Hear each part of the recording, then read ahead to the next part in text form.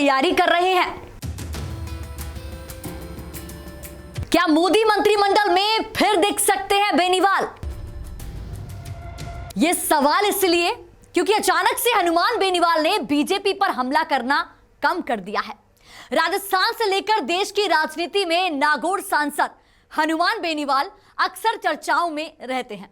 अब जब बिहार में उपेंद्र कुशवाहा, चिराग पासवान के वापस आने की चर्चा तेज हो गई है, तो वहीं यूपी में ओम प्रकाश राजभर भी एनडीए में लौट आए हैं। अब सबकी नजरें राजस्थान के नागौर के सांसद हनुमान बेनीवाल पर है। हनुमान बेनीवाल ने पिछले दिनों राजस्थान में अशोक गहलोत सरकार के खिलाफ कई सभाएं और आंदोलन किए हैं। बीजेपी की तरफ बेनीवाल के सुर नरम पड़ते दिखाई दे रहे हैं। अब राजस्थान में चुनावी सुगबुगाहट पर बेनीवाल का एक और बयान सामने आया है जो खूब सुर्खियां बटोर रहा है। दरअसल बेनीवाल ने हाल ही में बाड़मेर में एक कार्यक्रम में पूर्व डिप्टी सीएम सचिन पायलट को घेरते हुए गुर्जरों के साथ धोखा करने के आरोप लगाए। बायतू में बेनीवाल ने कहा कि पायलट ने गुर्जरों के साथ भी धोखा किया है और लड़ाई हर कोई नहीं लड़ सकता है। बेनीवाल ने कहा कि मेरे इस बयान के बाद हो सकता है सचिन पायलट मेरे से नाराज हो जाएं, लेकिन सच्चाई यही है।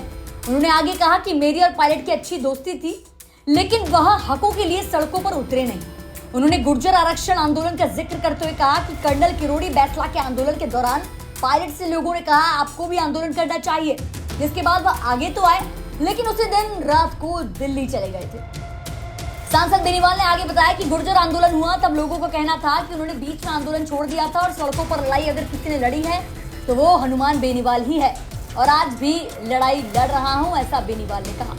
उन्होंने आगे बताया कि गुर्जर आरक्षण आंदोलन चल रहा था तो उन्हें सोया छोड़कर वह दिल्ली चले गए थे।